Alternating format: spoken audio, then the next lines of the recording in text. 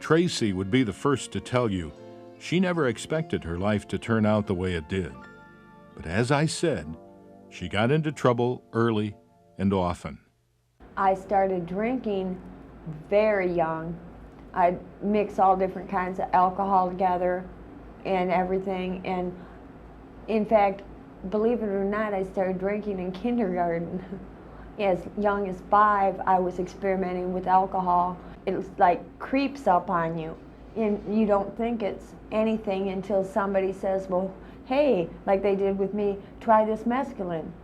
Hey, try this speed. Hey, try this. And it just didn't seem that serious to me. On the night Tracy was arrested, we were conducting a series of prostitution stings in one of our high crime rate areas. Her arrest set up an incredible chain of events. I got so fed up and so disgusted, and I knew I was going to eventually get caught for my prostituting, and I begged Lieutenant Mays to let me go and finish the drugs that I had, and begged him, said, just let me do one more time and I'll stop, you know. And he said, you're going to jail where you belong. Tracy Eichmann was the first person in the state of Illinois to be charged with knowingly transmitting the AIDS virus. The next morning after reading the newspaper, I was surprised to learn that Tracy was sorry for what she had done and that she wanted to turn her life around. Tracy's story became front-page news in the Rockford newspaper, and she was also interviewed on local television news programs. And from Eichmann tonight, word that she may not be alone. In part 2 of an exclusive interview, Action News reporter Tony Thomas explores the issue of whether other city hookers are trying to transmit AIDS. And I'm very, very sorry if I hurt anyone. You know, I'm truly, from the bottom of my heart, I'm sorry. Doctors tell Tracy she has only months to live. She can still get around, but on this day she's running a fever and looks pale. She says the disease comes from years of drug use and working the streets.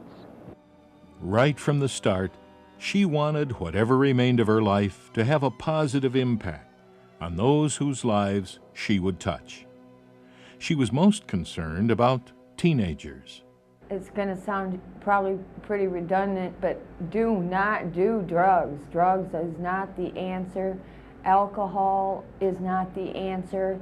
AIDS is very real. Don't have premarital sex. Be monogamous. Get married. The rise of teenagers being infected now is astronomical. They're going up higher than any other group. And